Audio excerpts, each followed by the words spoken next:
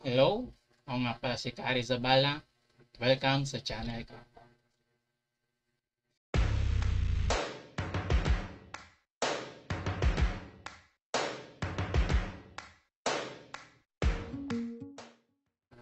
Yan, logic formulation. Unang-una sa lahat, ano nga ba ang logic formulation? Ito yung ginagawa natin para yung mga problema natin sa tunay na buhay, ita-translate natin para maintindihan ng mga computer. Okay? Yan, sa video na ito, tututunan natin kung ano nga ba ang program logic formulation. Aalamin at i-explain ko yung bawat step sa programming cycle. I-explain ko rin kung ano nga ba gamit ng algorithm. Tutukuyin kung ano yung proseso sa paggawa ng pseudocode. Aalamin din natin kung ano-ano nga ba ang gamit ng bawat flowchart symbol. Huli, matuto kung paano gumawa ng flowchart. Yan. Ano nga ba ang computer program? Computer program is a sequence of coded instructions written that tells a computer what to do. Ibig sabihin, ito yung mga utos natin sa computer. Yung computer masunurin yan eh. No? Kung ano yung sabihin natin, yun lang yung gagawin niya. Okay?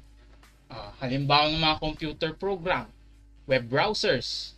Yan, tulad ng gamit ko, Mozilla Firefox. Operating systems. Yan, Linux. Yan, kung saan ko plano lumipat. Saka, programming languages, katulad ng Java.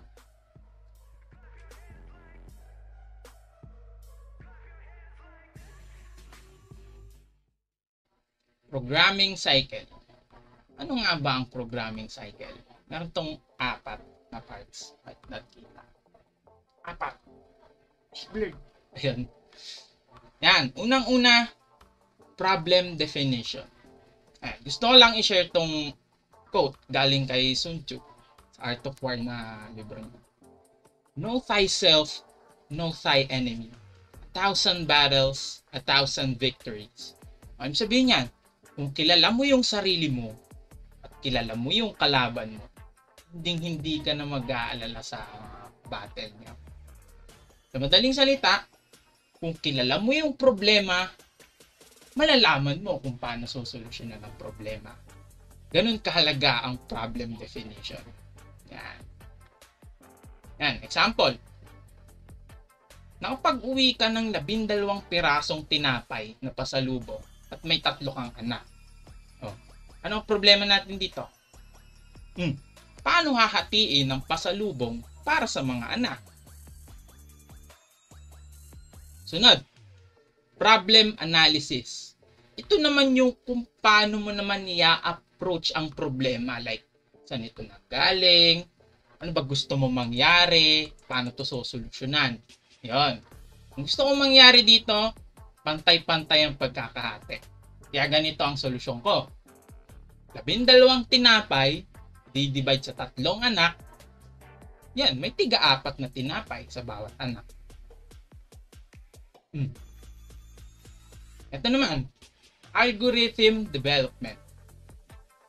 Algorithm, i-discuss ko yan mamaya. Basically, ito yung step-by-step na procedure. Yan, para maintindihan ng computer. Okay? Coding and debugging. Ito yung huling gagawin natin. Basically, ito na yung ilalagay na natin yan mismo sa computer, sa programming language. Ano yung mga syntax, tapos ayusin yung mga error, etc. Para mag-run na sila. Yun. Algorithm. A step-by-step problem-solving procedure, especially an established recursive computational procedure for solving a problem in a finite number of steps. Yan. Siyempre, magsosolve tayo ng problem. Himayin natin to. Characteristics. Unang-una, dapat eksakto yung bawat utos natin, bawat step na sabihin sa computer. Katulad ng sabi ko kanina, yung computer, masunurin yan. Kung ano yung sinabi mo, yun lang yung susundin niya. Kaya dapat malinaw yung utos natin. Halimbawa, sinabi ko, magsaing ka. Oh, alam ba ng computer yon? Siyempre, sabihin mo, kumuha ka kaldero, kumuha ka ng bigas, ilagay mo yung bigas sa kaldero, yon, banlawan mo, etc. Okay? Yan. There must be a finite number of steps. Finite. Ibig sabihin, hindi pangkawalan. Parang ganon, basically. Kasi, ano rin, ang computer may limitasyon din yan. Parang tayo lang, mga tao. Kaya ba natin gawin yung isang bagay ng paulit-ulit habang buhay? Hindi, di ba? Oh. If ever man, hindi tayo mapupunta sa solusyon. Hindi tayo makakapag-solve kung infinite yung steps natin. Wala tayong mararating. Yan. At syempre, dapat may output yan. Kung meron kang ginawa, dapat may output yan, may resulta.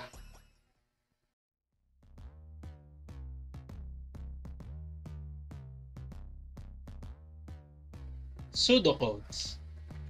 Yan. Bibigyan ko yung halimbawa.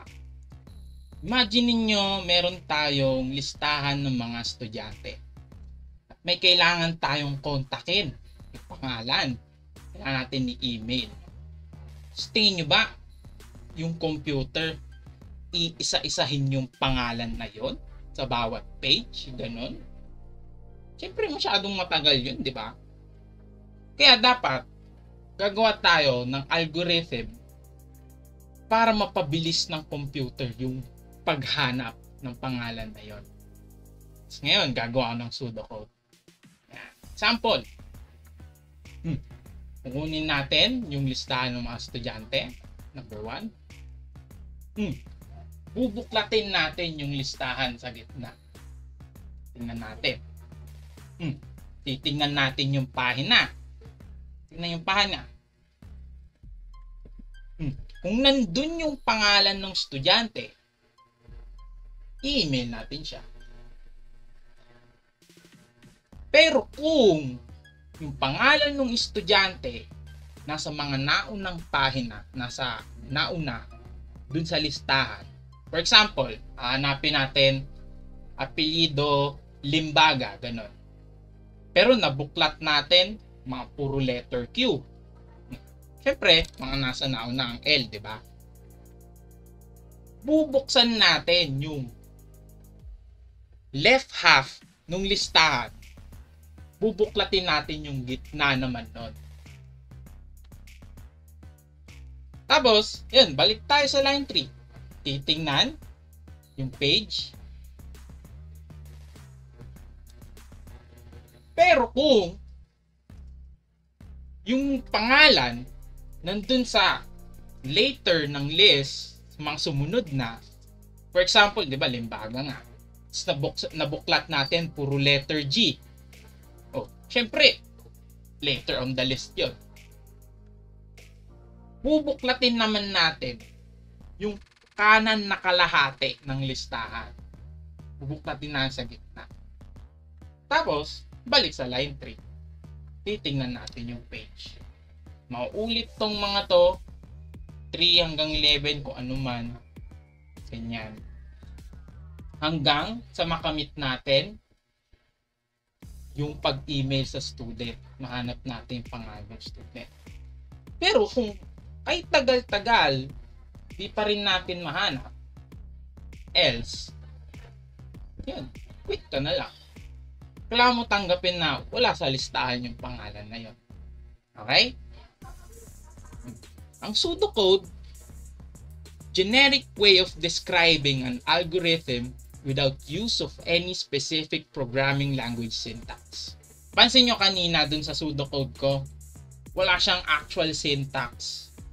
Pero may algorithm pa rin siya. Specific. Yung bawat instruction ko. Finite din siya. Oh. At syempre, meron tayong output. Which is yung either i-email yung estudyante or mag-quit na lang. Yan. tandaan natin na hindi natin mapapagana to sa actual na computer. Kahit ilagay natin sa C++, sa Java, hindi yung gagana. Yan. Pero, yun, similar siya sa actual code na ginagamit natin. Na, yun nga, yung syntax, yung ilalagay natin sa mga programming languages. Close siya. Pero, hindi, not quite. Yan. Nga, written at a roughly same level of detail. Yan. Close talaga siya. Yun, basically, sinasabi ko nga, similar talaga siya sa actual code. Pero, hindi talaga siya code. Example, kung yung grade ng student greater than or equal sa 65, sabi siya.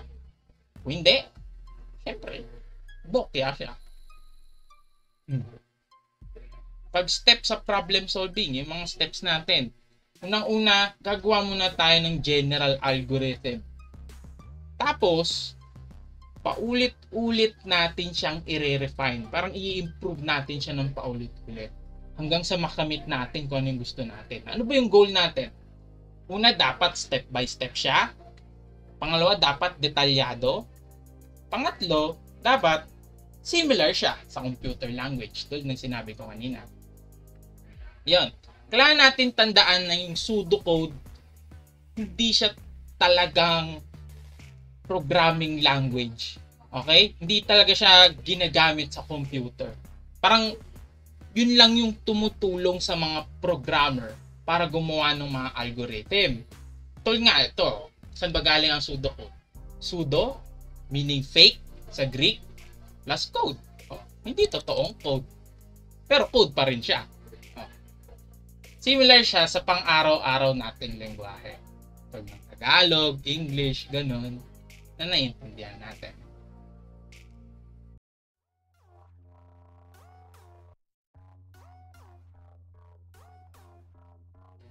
Flowchart. Ano nga ba ang flowchart? Ito ay isang chart tinutukoy kung paano gumana ang computer program. Meron siyang mga symbol na nagre-refer sa iba't ibang computer operations. Ano nga ba yung mga symbol na to? Yan, meron tayong flow lines, terminal block, initialization block, process block, input-output block, precision block, saka on-page or off-page connectors. Simula tayo sa flow lines. Kasi ito yung kukonekta sa iba't ibang mga blocks natin. Sila yung parang nagdidikta ng flow.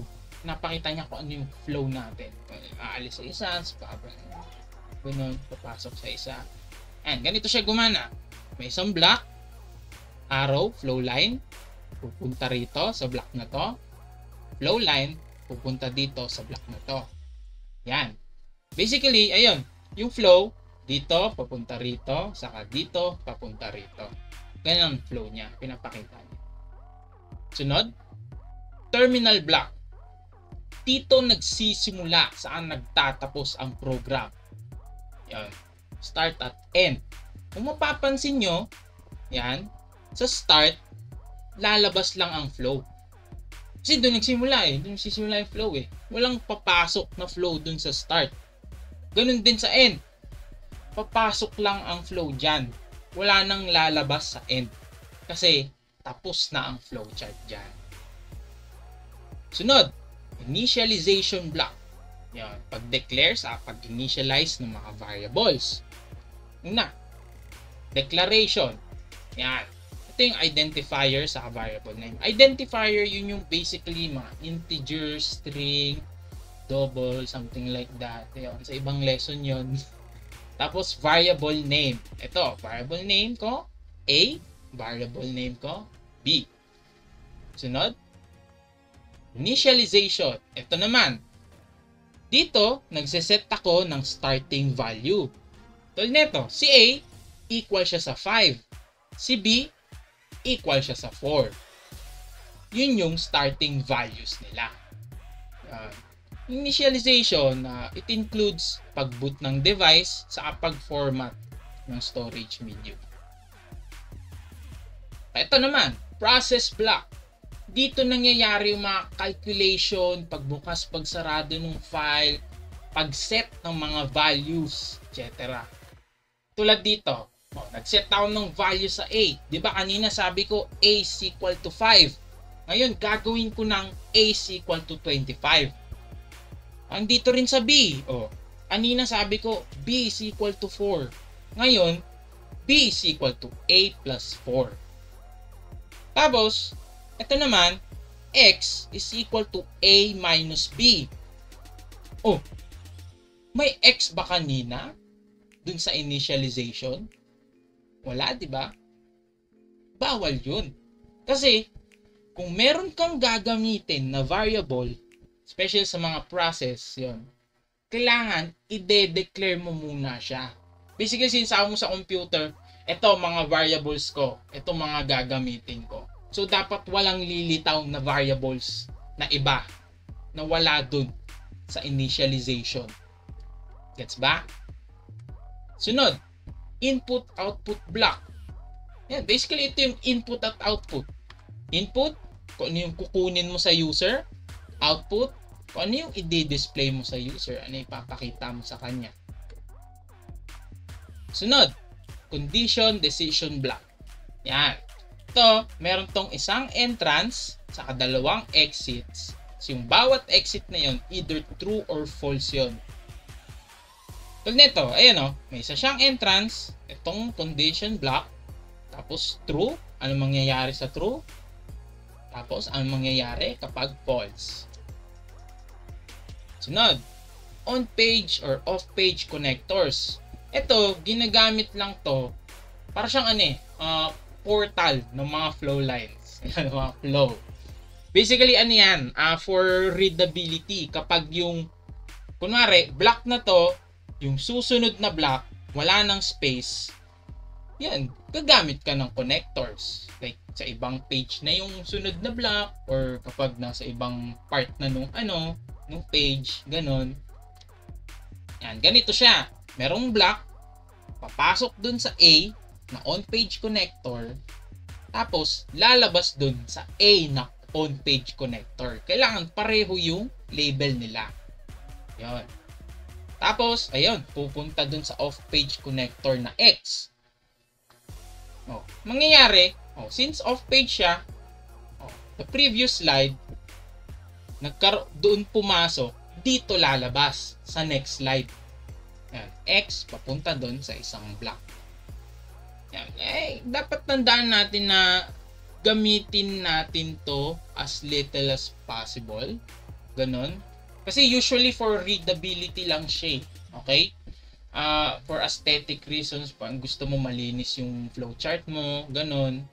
Kasi kung masyado kang maraming connectors, possible na dumadami yung mga symbols dun sa flowchart mo, magka-clutter siya. Yun lang naman. Ito, example. Flowchart that displays your change after riding a jeepney. Minimum fare. Meron na nagbayad ka ng 50 pesos.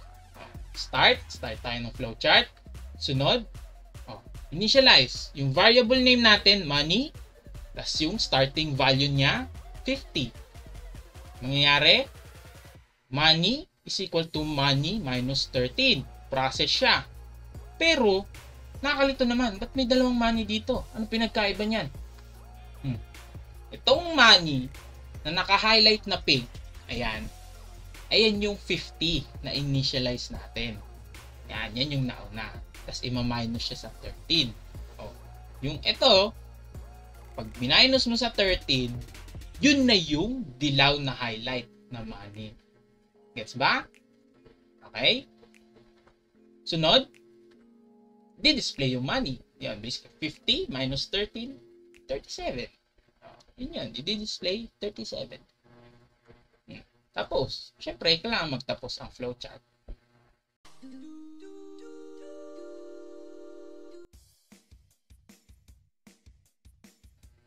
Ngayon naman, papakita ko sa inyo kung ano mga nangyayari sa loob ng condition or decision block. Okay? Loob ng mga yan, meron tayong mga conditional statements. Mga statement na yan, at magbabalik ng Boolean value. Ano ba ang Boolean value? True or false, 0 or 1, yes or no, ganon. Tapos, dinidirekta niya yung flow. Siya yung nagdidikta ng flow. Depende dun sa value na lalabas dun sa conditional block na yun. For example, mga conditional statement. Ayan. A is less than B. C is equal to 3. Yun, ganon. May dalawang part to. Ayan, meron tayong mga logical operators saka relational operators. I-discuss ko din yan. Logical operators. Ito yung and, or, saka not. And or, yun yung madalas ginagamit. Ito yung mathematical expression niya. Ayan, dalawang ampersand, dalawang bar.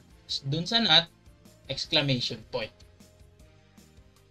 Yan.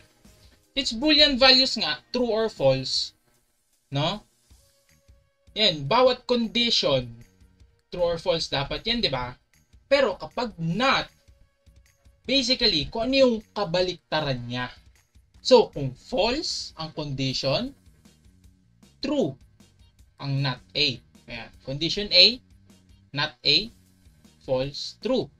O, kung true naman si A, yung not A is false. Yan. Ganun lang siya kadali.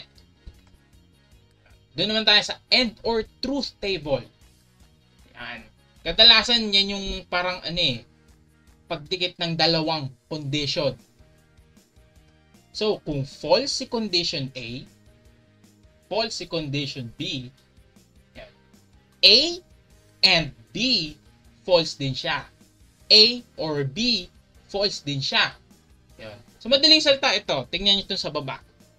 Doon sa end, kapag may at least isang F sa mga condition, matik, false na siya. Ganun din. Sa or naman, pag may at least isang true, matik, true na siya. Intindihan ba? Ganun naman tayo sa relational operators. Yun yung pag-compare ng dalawang values. Yung mga pinakita ko kanina. Ayun, less than, greater than, less than or equal to, ganito, ganyan. Is equal to, not equal to. Yun. Example, ayan, meron tayong dalawang values, A at B. Tapos tatanungin kung ano yung mga relationship nila. Greater than ba, less than ba, equal ba, hindi ba equal. Yan. Ito yung table natin. So, kung maglalagay tayo ng Boolean values dito, yan, ito yung result. Okay? Tignan nyo na lang. Mapapansin nyo naman yun eh. Yan. Ito tatandaan natin. A less than B or A is equal to B, ano lang siya?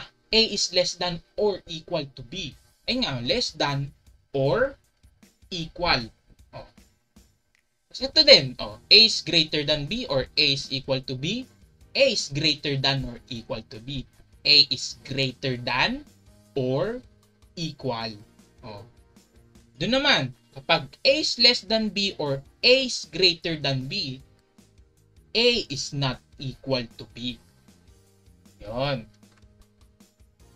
Yun. Kailangan natin tandaan na kung ano yung ilalagay natin sa decision block, conditional block, dapat magre-return siya ng Boolean value. Which is true or false, 1, 0, yes or no. Yun. Saka, dapat mathematical form siya. Hindi siya in essay form. Paano mathematical form ba? Ganito siya. Ayun. A, yung symbol ng greater than 50, tas symbol ng or, tas X, symbol ng less than 10, yan, question mark. Okay, yan. Pero kung ito, ang daming words, hindi okay yan. Yan. Ito naman, mga decision structures, mga meron tayong single alternative selection structure, dual alternative selection structure, multiple decision boxes. And isa-isayin natin yan. Single alternative selection structure, yan. Yung may dalawa tayong exits sa decision block. May gagawin lang siya dun sa isang exit na yun. Okay? Katulad dito, ito sa na to, sa chart na to. Dun lang sa false may gagawin na process. Pero kapag true, tuloy-tuloy lang siya. Yan. Example, ayun, if A is greater than B, then C is equal to what? Pero kung hindi naman, wala naman sinabi kung ano gagawin, di ba? Pero dun sa dual alternative selection structure, yon, parehong may gagawin sa dalawang exits na yon, sa true or false na yon. Okay? Kaya nga dual eh. Dual, dalawa. Ayun. If A is greater than B, then C is equal to 1. Otherwise, C is equal to 2. Ayun. Kung true to, may gagawin. Kung false to, may gagawin din. Mas tuloy lang sa flow. Yan. Multiple decision boxes. Yan. May mga times na dapat specific tayo sa mga condition natin. Okay, bigay ako example. Ayun. Merong flow chart na tatanungin yung user na mag-input ng number 1 to 3 lang. Kapag pumili ng 1, magpiprint ng good morning. Kapag pumili ng 2, magpiprint ng good day. Kapag pumili ng 3, tatango lang. Pero pag hindi, invalid, syempre. Ano itsura niyan? Una, magsa-start tayo. Then, initialization. Hindi natin kakalimutan yan. Variable x, nagsa-start siya sa value na 0. Ito, input. Tatanungin si user, ano ang x? Tatanungin, ito na, decision. Yung x ba equal sa 1? Kung oo, magpiprint ng good morning. Pero kung hindi, tatanungin, si x ba equal sa 2? Kung oo, magpiprint ng good day.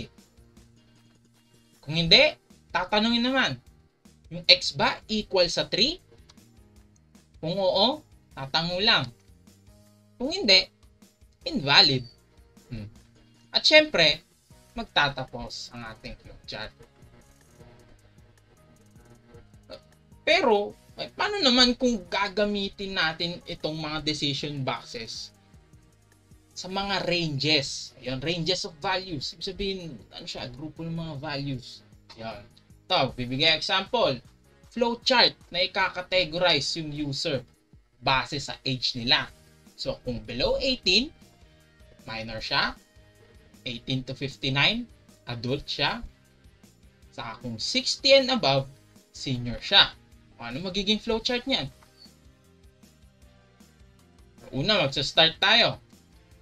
Initialization, huwag kakalimutan. A for age, sisimula sa 0. Tatanungin yung age. Tatanungin natin si user. So, ito. Is A greater than or equal to 0 and A less than 18? Yun ang tanong. Kung totoo, minor siya. Kung hindi, ito naman, itatanong natin. Is A greater than or equal to 18 and less than 60? 18 to 59, basically. Kung oo, adult siya. Okay. Sunod naman, kung hindi, tatanungin siya. Is A greater than or equal to 60? Kung oo, senior siya. Kung hindi naman, invalid. Paano mapupunta sa invalid? Mapupunta lang siyang invalid kapag yung in-input ng user negative.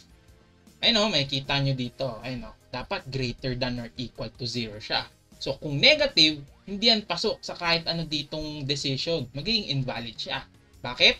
Kasi wala namang negative na edad eh. Diba? Yan. Tapos, syempre, magtatapos yung flowchart natin. Ayun. Looping constructs naman. Ano ang looping constructs? Basta ito yung pag-ulit-ulit ng operation hanggang sa ma-meet natin ang isang condition. Ayan, loop or iteration basically. Ayan, for example dito, ayan. Yan, flow, papunta doon sa decision block. Kung true siya, magkakaroon ng process. Tapos, babalik doon sa decision block. Ayan. Ayan.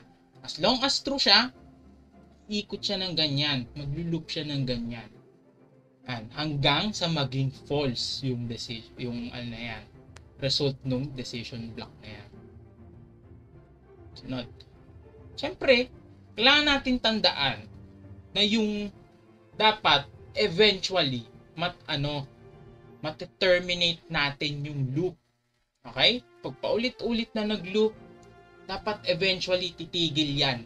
Kung hindi, infinite ang kalalabasan. Tulad nga yung sabi ko kanina, di ba? Algorithm, finite dapat yan. Yan. Tulad nito, tingnan natin. Yung decision, x is equal to y, and true yan, magdi-display lang ng x, tapos babalik dun sa condition na yon.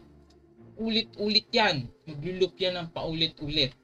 So, ano ang babaguhin natin dito sa flowchart na to para maiwasan yon?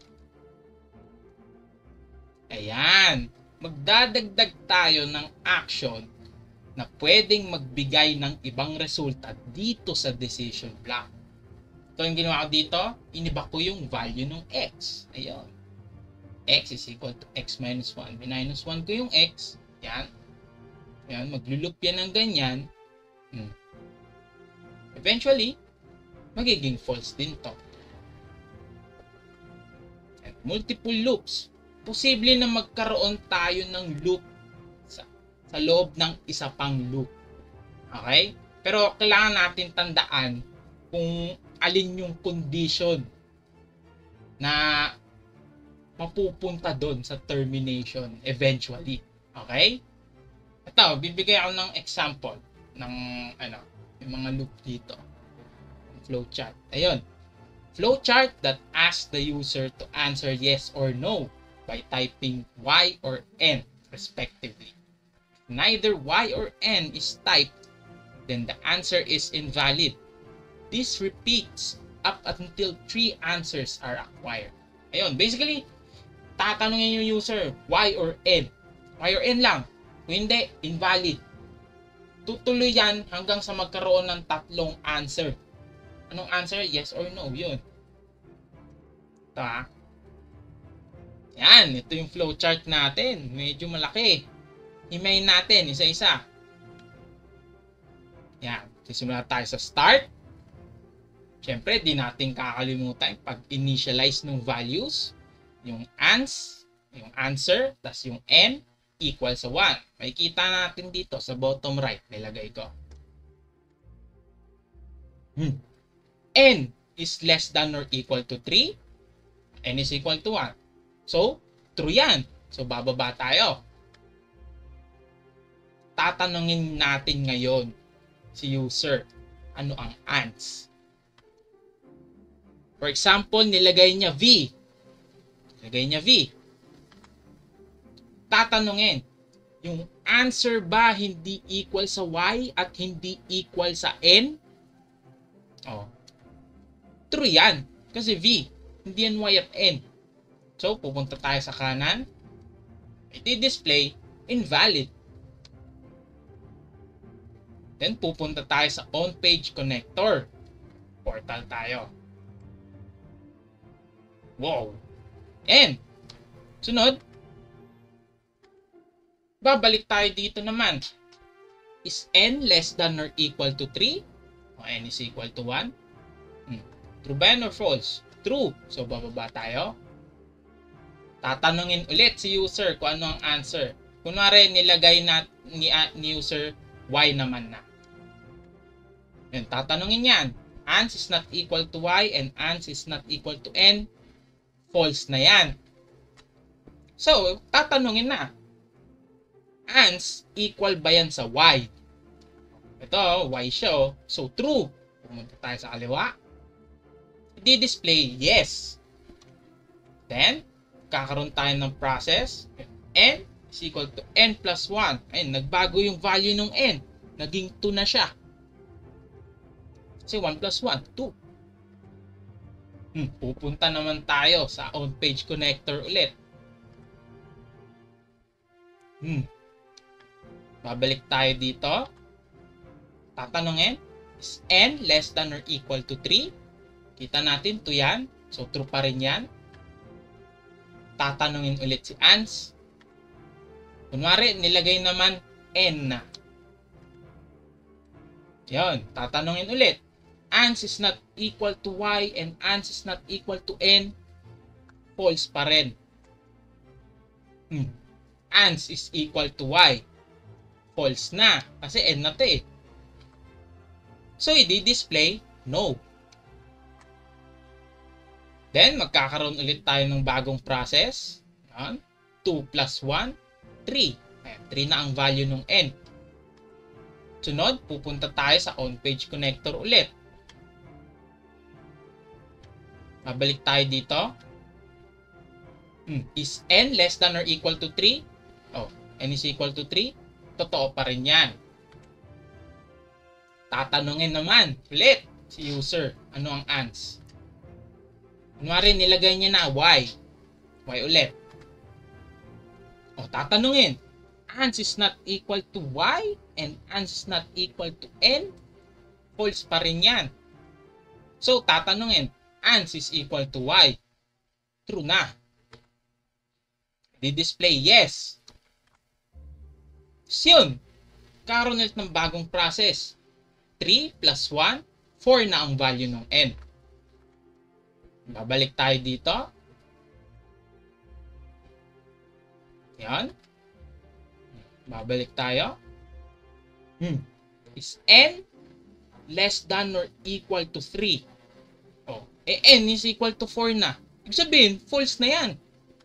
So, tapos na ang flowchart. Tapos na ang program. Oh. Kung papansin nyo, ilang beses tayo nagpaikot-ikot.